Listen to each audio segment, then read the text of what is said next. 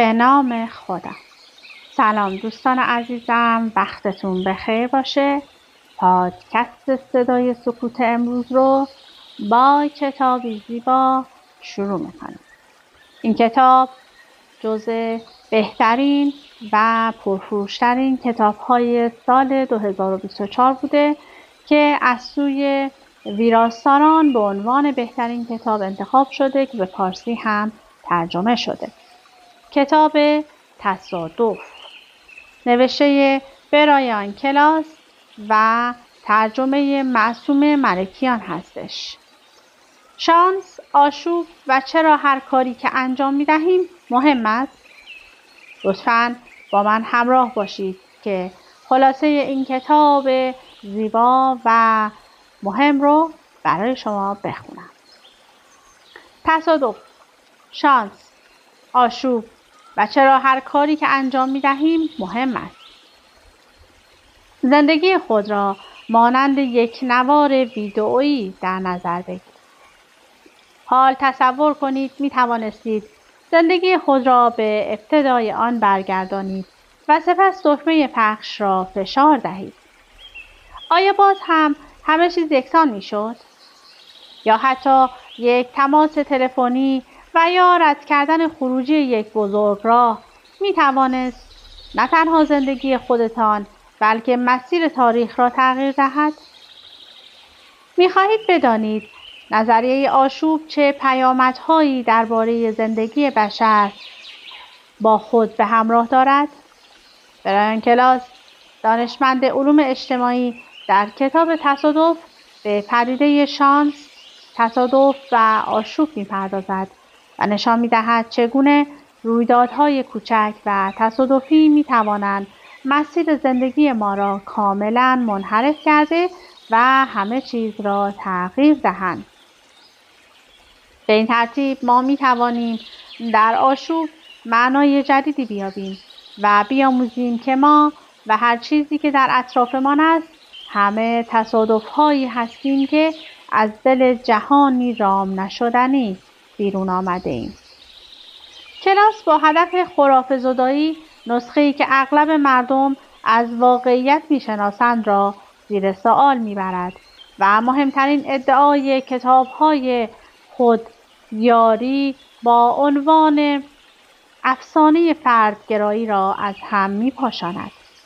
کلاس در این کتاب به ما نشان می‌دهد که ما آگاهانه حقیقت گیج کننده ای را نادیده می‌گیریم.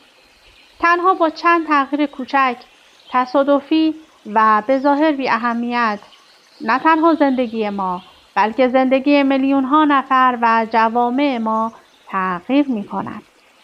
نویسنده در این کتاب دیدگاه کاملاً بدیعی از واقعیت را به تصویر می‌کشد و نشان می‌دهد جهان ما چگونه با برهم‌کنش‌های عجیب و رویدادهای به ظاهر تصادفی هدایت می‌شود.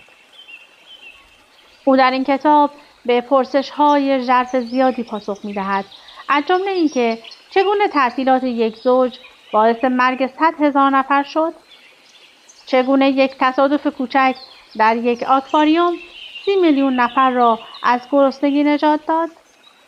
آیا تصمیم ما برای 5 دقیقه دیرتر بیدار شدن در صبح می‌تواند کاملاً آینده زندگی ما را دگرگون سازد؟ آیا تکامل انسان‌ها اجتناب ناپذیر بوده است یا ما صرفاً محصول یک سری حوادث عجیب و غریب هستیم؟ چگونه با اینکه عملاً روی هیچ چیزی در این جهان کنترل نداریم اما روی همه چیز تأثیر می‌گذاریم؟ برایان کلاس در کتاب تصادف به عنوان یک مطالعه میان رشته‌ای برجسته با تلفیق حوزه‌های علوم اجتماعی، نظریه آشوب، تاریخ، زیست‌شناسی تکاملی و فلسفه دیدگاهی بدیع و درخشان به چگونگی کارکرد جهان و چرایی وقوع اتفاقات ارائه می‌دهد.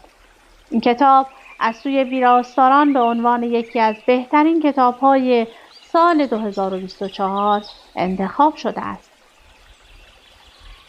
برایان کلاس در کتاب تصادف با نقل داستان‌های واقعی و تلفیق حوزه‌های علوم اجتماعی، نظریه آشوب، تاریخ، زیست‌شناسی تکاملی و فلسفه، مفروضات ساده انگارانه و راحت طلبانه ما در مورد چگونگی کارکرد جهان، زنجیره علت و معلول و نقشمان در زندگی خودمان و دیگران را به چالش می‌کشد. دلمان می‌خواهد تصور کنیم می‌توانیم جهان را بفهمیم، پیش‌بینی و کنترل کنیم. دلمان می‌خواهد توضیحی منطقی برای درک آشوب موجود در زندگی داشته باشیم. اما وقتی چند دهه قبل صدها هزار نفر به خاطر تصمیم یک زوج در مورد اینکه تعطیلات را کجا بگذرانند زنده میمانند یا میمیرند، پس کدام انتخابیت یا تصادف ظاهراً جزئی و بی اهمیت توانسته مسیر زندگی شما را عمیقاً تغییر دهد و یا حتی در آینده دور تغییر بدهد؟ آیا دیر رسیدن به یک جلسه یا گم کردن خروجی بزرگراه نه تنها زندگی شما بلکه مسیر تاریخ را نیز تغییر می‌دهد؟ اگر چنین اتفاقی می‌افتد یا می‌افتاد، آیا متوجه آن می‌شدید؟ آیا همچنان نسبت به جهان ممکن و کاملا متفاوتی که نادانسته پشت سر گذاشته‌اید کور ماندید؟ بزرگترین معمای بشریت، علت وقوع اتفاقات چیست؟ گسست عجیبی بین نحوه تفکر ما در مورد گذشته و تفکر ما در مورد زمان حال وجود دارد. با فرض اینکه می توانستیم به گذشته سفر کنیم، این هشدار برایمان فعال می شد که هیچ چیزی را لمس نکن. یک تغییر میکروسکوپی در گذشته می تواند جهان را اساساً تغییر دهد. حتی می توانید به طور تصادفی خود را از آینده حذف کنید، اما در مورد زمان حال هرگز اینطور فکر نمی کنید.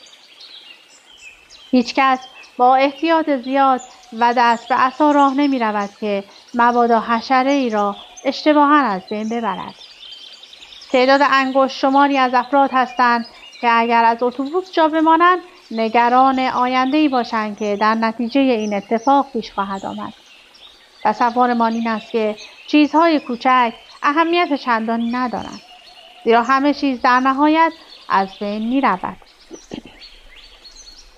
وقتی جزئیات گذشته زمان حال ما را ایجاد کرده، پس هر لحظه از زمان حال ما نیز آینده ما را می سازد. به طور خاص این بزرگترین معمایی است که بشر باید به آن بپردازد. علت وقوع اتفاقات چیست؟ اگر نسب انسان را در صدها میلیون سال قبل دنبال کنید، خواهید دید که کل سرنوشت ما به یک موجود کرمانند باز می‌گردد که خوشبختانه از خطر له شدن جان سالم به در برد. اگر این زنجیره از موجودات و زوجها به شکلی دیگر ادامه حیات می‌دادند و زنده می‌ماندند و عشق می‌ورزیدند، احتمالاً فردی دیگر وجود داشت که آن فرد شما نبودید. ما حلقه‌های بجامانده از گذشته زنجیره مانند هستیم و اگر آن گذشته اندکی فرق می‌کرد، حالا ما اینجا نبودیم. تصادفی که مرگ و زندگی چند صد هزار نفر را رقم زد. چه می‌شود اگر بدانید تصادف‌های کوچک بزرگترین اتفاقات این جهان را رقم می‌زنند؟ در اصل رخدادهای بظاهر بی اهمیت می‌توانند به تغییراتی چنان بزرگ منجر شوند که از مخیله هر آدمی خارج است. اگر به دنبال مثال مشخصی می‌گردید، براین کلاس در همان صفحات اول کتاب تصادف شما را شگفت زده می‌کند. تنها کافی است به این بیندیشید که تعطیلات یک زوج باعث مرگ چند صد هزار نفر و زنده ماندن چند صد هزار نفر دیگر شده است. در 30 اکتبر سال 1926 میلادی آقا و خانم استیمسون از یک قطار بخار در کیوتو ژاپن پیاده شدند و به اتاق شماره 56 هتل میاکو که در همان حوالی بود رفتند. 6 روز بعد آقا و خانم اسمیسون وسایل خود را جمع کردند و پس از پرداخت صورت حسابشان از آنجا رفتند. اما این یک بازدید توریستی معمولی نبود. نام اسمیسون در دفتر هتل میاکو به رکوردی تاریخی تبدیل می شود. یادگاری از زنجیره وقایعی که در آنها یک مرد نقشی خداگونه بازی می کند و جان 100,000 نفر را نجات می دهد و در همان زمان همین تعداد را در جای دیگر به کام مرگ می کشاند. شاید این مهمترین سفر گردشگری در طول تاریخ بشر بوده باشد. می پرسید چطور؟ 19 سال بعد، یعنی در سال 1945 میلادی، آقای اچ هنری ال استیمسون وزیر جنگ امریکا شد. این زمان مصادف بود با تصمیم کمیته جنگ برای بمباران اتمی ژاپن و کمیته کیوتو را به عنوان شهر اصلی قربانی بمباران اتمی انتخاب کرده بود. به هر حال کیوتو کارخانه‌های جدید دوران جنگ بود و باید نابود می‌شد. با این همه استیمسون که از توکیو خاطرات خوبی داشت به شدت با بمباران توکیو مخالفت کرد و حتی پیش رئیس جمهور ترومن هم رفت و در نهایت موفق شد توکیو را از لیست اهداف بمباران اتمی خارج کند. به این ترتیب تعطیلات 6 روزه یک زوج باعث نجات چند صد هزار نفر و مرگ چند صد هزار نفر دیگر شد.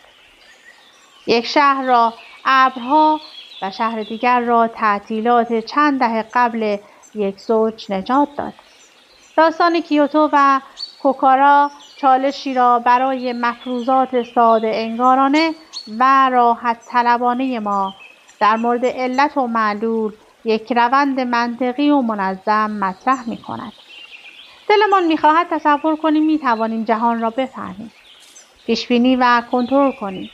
دلمان می خواهد توضیحی منطقی برای درک آشوب موجود در زندگی داشته باشیم. قرار نیست جهان جایی باشد که صدها هزار نفر به خاطر دلتنگی یک زوج برای تعطیلات دلپذیری که چند دهه قبل داشتند یا به خاطر اینکه ابرها درست در لحظه مناسب بر فراز آسمان نشستند زنده بمانند یا بمیرند. توهم فردگرایی، دروغ بزرگ کتاب‌های خودیاری به ما گفته شده است که روی رسیدن به چیزهای خوب تمرکز کنید تا چیزهای خوب برایتان پیش بیاید. تقریباً هر سخنرانی انگیزشی که در تالتد نمایش کنید یا تقریباً هر کتاب خودیاری که بخوانید در آن به شما گفته می شود خود شما همان راه حلی هستید که در جستجویش می گردید. این پیام ها همه پسند و محبوب هستند، زیرا اکثر ما زندگی خود را از دریچه یک منشور فردگرا می بینیم. داستان های زندگی ما را نمی توان جمع سپاری کرد. تصمیم های مهم ما هستند که مسیر ما را مشخص می کنند. به این معنا که ما مسیر خود را کنترل می کنیم. برای درک این مسیر دست به دامان من می شویم. در اینجا یک مشکل وجود دارد. این حرف دروغی بیش نیست. دروغی است که زمان ما را تعریف می کند. ممکن است آن را توهم فردگرایی بنامیم. دست به گریبان این توهم شده ایم. درست مثل انسانی که در دریا به آشغالها و بقایای مخروبه شناور چنگ می‌زند، اما هر چند وقت یک بار ماجرایی پیش می‌آید که به ما ثابت می‌کند احمقانه است که خودمان را از همه کس و همه چیز جدا یا قابل تفکیک بدانیم. داستان واقعی زندگی ما اغلب در حاشیه نوشته می‌شود. جزئیات کوچک مهم هستند و حتی انتخاب‌های ظاهراً بی اهمیت افرادی که هرگز آنها را نخواهیم دید می‌تواند سرنوشت ما را رقم بزند. هرچند اکثر ما هرگز چنین ارتباطی را به همان وضوح و روشنی که ایوان مشاهده کرد نخواهیم دید. این جهانبینی توهمی را کورکورانه پذیرفته‌ایم که ما واحدهای مستقلی هستیم. که کنترل زندگیمان در دست خودمان است. کلاف زندگی از نوعی نخ جادویی تهیه شده. نخی که هرچند آن را میکشیم درازتر میشود. هر لحظه از زمان حال از رشته نخهایی ظاهراً نامرتبط ایجاد شده که امتداد آن به گذشته های دور میرسد. هر زمان که به نخی چنگ میزنید با مقاومتی غیر منتظره روبرو میشوید. زیرا هر نخ به قسمت دیگری از این کلاف متصل است. مارتین لوتر کینگ جونیور در نامه‌اش از زندان بیرمنگام درباره حقیقت اینطور می‌نویسد: ما در یک شبکه متقابل گریزناپذیر گرفتار شده ایم و به لباس سرنوشت گره خورده ایم. نظریه آشوب و اثر پروانه‌ای. طرح نظریه آشوب از سوی لورنتس باعث شد تا پایه‌های درک ما از چگونگی کار جهان از هم فرو بپاشد. بر اساس نظریه آشوب حتی در یک جهان ساعت مانند با شرایط کنترل شده تغییرات جزئی میتواند تفاوت بزرگی ایجاد کند. تنها با افزایش دما به میزان 1 میلیونیوم درجه یا کاهش فشار اتمسفر به میزان 1 تریلیونیوم بار ممکن است آب و هوای 2 ماه بعد از آسمان آبی صاف به آسمانی با باران سیلاسا یا حتی طوفانی تبدیل شود. یافته‌های لورنتس مفهوم اثر پروانه‌ای را مطرح کرد. در این مفهوم تصور بر این است که بال زدن یک پروانه در برزیل میتواند باعث ایجاد گردبادی در تگزاس شود. اکنون می‌دانیم که بسیاری از سیستم‌ها پرآشوب و بی‌نظم هستند. بنابراین آنقدر به کوچکترین جزئیات شرایط اولیه خود حساسند که حتی اگر تابع منطق ساعتوار باشند باز هم پیشبینی آنها غیر ممکن است. تفاوت‌های میکروسکوپی ممکن است منجر به تغییرات بزرگ شود. شرلوک هولمز یک بار به شوخی گفت: یکی از اصولی که مدت هاست به آن پایبند بودم این است که چیزهای کوچک به مراتب اهمیت بیشتری دارند. نظریه آشوب ثابت کرد که هولمز درست میگوید. از آنجا که تغییرات کوچک میتوانند چون این تفاوت بزرگی ایجاد کند، پس همیشه جهان برای ما نامطمئن و حتی تصادفی به نظر میرسد. تصادف، شانس و آشوب. نظریه آشوب نحوه درک ما از جهان را تغییر داد. کشف لورنتس باعث مطرح شدن پرسش‌هایی تأمل برانگیز درباره وجود خود ما نیز شد. وقتی تغییری بی اندازه کوچک و ناچیز در سرعت باد باعث بروز گردباد طی چند ماه بعد می شود، در مورد تصمیم شما در مورد اینکه صبح روز سه‌شنبه به جای زدن دکمه اسنوز یا چرت از رخت خواب بیرون بپرید چطور؟ آیا زندگی ما تحت کنترل انتخاب‌های بی اهمیت و بخش‌هایی ظاهراً تصادفی از بدشانسی یا خوششانسی؟ نکته گیج کننده این است: اگر برنامه تعطیلات هنری استیسموس در سال 1926 میلادی میتواند چنین تأثیری بگذارد که 100,000 نفر 2 دهه بعد که هزاران مایل دورتر زندگی میکنند زنده بمانند یا بمیرند، پس شاید نباید فقط نگران دکمه های چرت زدنمان باشیم. دکمه چرت و انتخاب‌های به ظاهر بی اهمیت 8 میلیارد نفر دیگر نیز بر مسیر زندگی ما تأثیر می‌گذارد، حتی اگر متوجه این تأثیر نشویم. اگر کمی به واقعیت فکر کنید، می‌بینید که ما در زمان و مکان به شکلی جدایی ناپذیر به هم متصل هستیم. در جهان در هم تنیده‌ای مانند جهان ما، هر کاری که انجام می‌دهیم اهمیت دارد، زیرا امواج ما می‌تواند در زندگی دیگران طوفانی بپا کند یا طوفانی را آرام کند. این بدین معناست که ما خیلی کمتر از آنچه فکر می‌کنیم روی جهان خودمان کنترل داریم. زیرا رویدادهای تکان دهنده ممکن است بر اساس فعل و انفعالات عجیب و غیر منتظره‌ای ایجاد شوند که پیشبینی آنها تقریباً غیر ممکن است. تظاهر به عکس این موضوع راحت تر است. اینکه ما تک تک ما مسئول جهانی منظم و مجزا از هم هستیم. پس وانمود می‌کنیم که از پس انجام چنین کاری برمی‌آییم. فرقی نمی‌کند که به چه دلیل دلمان می‌خواهد وحدت کلی جهانمان را نادیده بگیریم و همه چیز را به بخش‌های جدا، منظم و متمایز تقسیم کنیم. در هر حال به هم پیوستگی واقعیت دارد. همه چیز را هدایت می‌کند. جهان ما جهانی در هم پیچیده است. وقتی آن موجود در هم پیچیده را بپذیرید، مشخص می‌شود که شانس، آشوب و تصادف‌های اتفاقی نقش بزرگی در چرایی وقوع اتفاق‌ها دارد. در جهانی در هم تنیده تصادف اهمیت دارد. هیچ شکاف واقعی بین سیگنال و نویز وجود ندارد. هیچ نویزی وجود ندارد.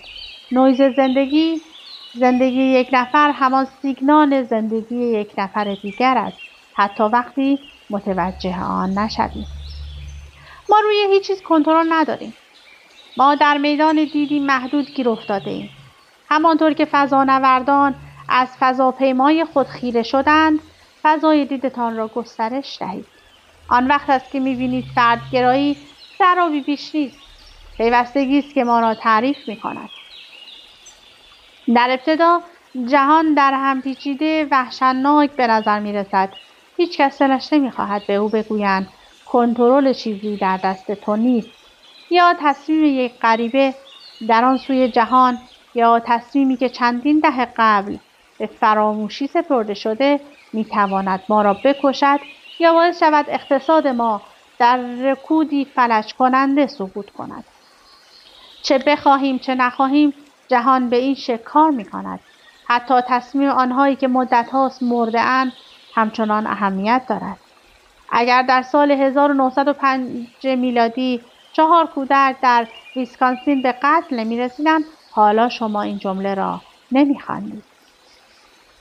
این واقعیت چه خوب و چه بد وحشتناک نیست، بلکه شگفت‌انگیز است و به هر لحظه از زندگی ما معنایی پنهان می‌دهد.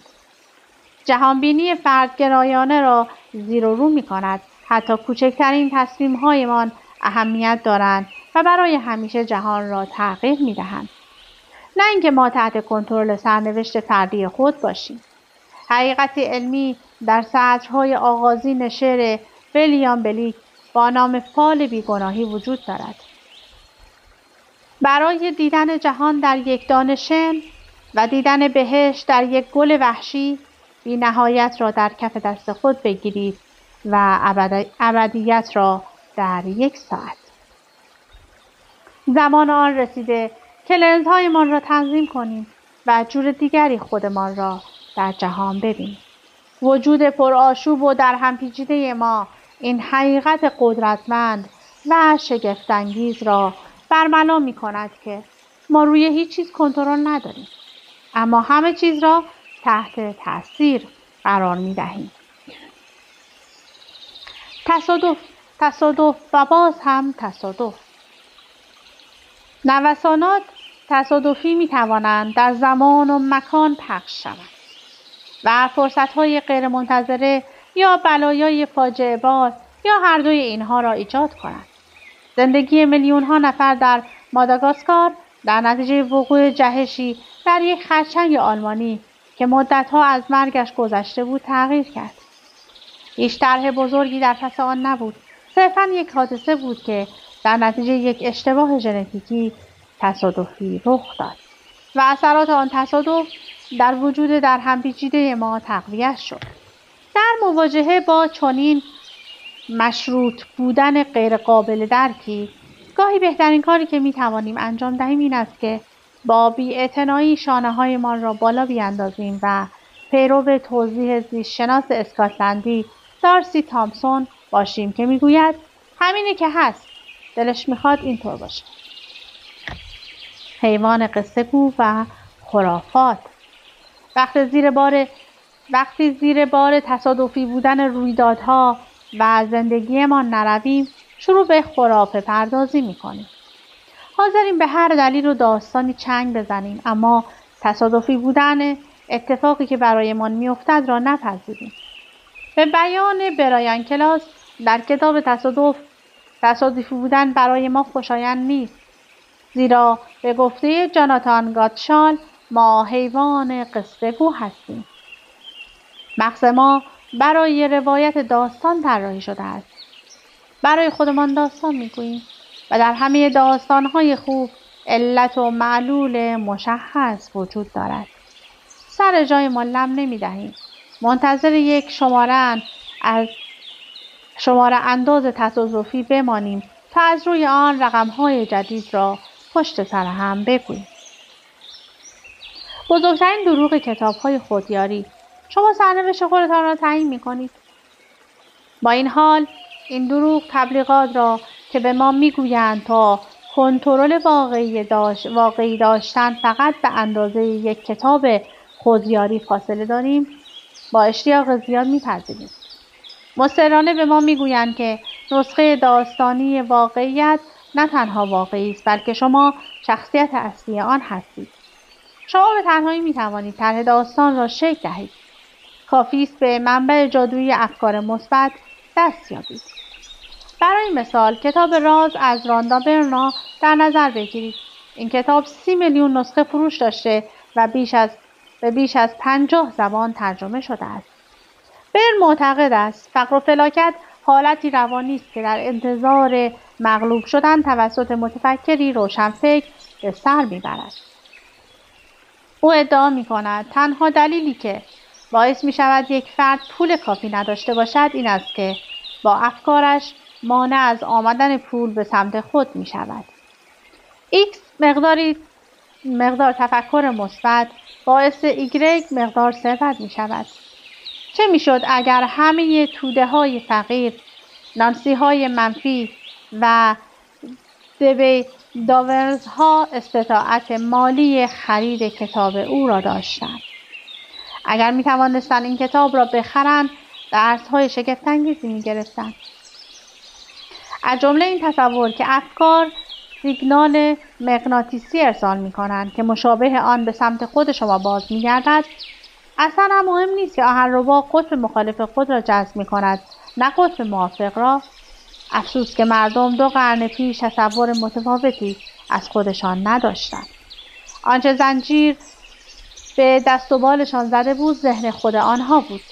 طبق گفته‌های چرت و بی‌معنی برن، قربانیان این بدبختی و فلاکت وحشتناک فقط باید خودشان را مقصر بدانند و سرزنش کنند. مشکل فقط این نیست که برن و همتایان فرصت طلبش مزخرفات شبه علمی مانند کتاب راز را می‌فروشند، بلکه مسئله این است که آنها نقشه راهی به سوی غیر ممکنها را می‌فروشند. راهنمایی برای رام کردن یک جهان رام نشدنی. این ایده مخرب را نیز تقویت می‌کنند که شما می‌توانید هر ناامیدی که با آن روبرو می‌شوید را با پول بیشتر، کنترل بیشتر و اقدامات فردی بیشتر حل کنید. دروغ‌های برن ماهیت درهم تنیده واقعیت را محو و نابود می‌کنند و نشان می‌دهد که شما به تنهایی سرنوشت خود را تعیین می‌کنید. علاوه بر این، برن معتقد است تنها دلیل نگاه به درون این است که بتوانید دنیای بیرونی بیشتری را تسخیر کنید و آن را مانند همان عکسی که در موزه می‌گیرید به دست آورید. یکی از بدترین افراط‌های صنعت خودیاری به ویژه در کتاب‌هایی مانند راز این است که اغلب مواقع راهنمای نارسیست‌های خودشیفته در جهان قرار می‌گیرد. چرا که در این کتاب‌ها هر چیزی در عالم وجود به شما باز می‌گردد. کافی است از کلمات و افکار درست استفاده کنید تا آن را تحت کنترل خود درآورید. تحقیقات نشان می‌دهند که حتی اگر نحوه کار جهان به این شکل باشد که اینطور نیست، ما انسان‌ها روی تردمیل هدونیک لذت‌گرایی گیر افتاده‌ایم که در آن هر چقدر هم که با سرعت به سمت چیزها و موقعیت‌هایی برویم که فکر می‌کنیم خوشحالمان می‌کنند، در نهایت سر از همان جای اولی در می‌آوریم که از آنجا شروع کردیم. البته معنایش این نیست که باید صبور و خویشتن‌دار باشیم و مدام دعای آرامش بخوانیم. از بی‌عدالتی‌های جهان خم به ابرو نیاوریم یا بدبختی را بدون تلاش برای تغییر سرنوشت در زندگی خود بپذیریم. تلاش بخشی از معنای انسان بودن است. منظور این است که نوع نگاه ما به جهان اهمیت دارد و سر بسیاری از ما کلاه گذاشته‌اند. نمی‌توانید جهان را با سحر و افسون یا فراخوانی ثروت از طریق افکارتان کنترل کنید. باور داشتن به پیشگویی‌ها، اوراکل‌های دروغین راه به جایی نمیبرد جز یأس و ناامیدی دائمی. اما در ستایش کتاب تصادف یه تیکه کوچیک رو برای شما میخونم و وایس رو تمام میکنم.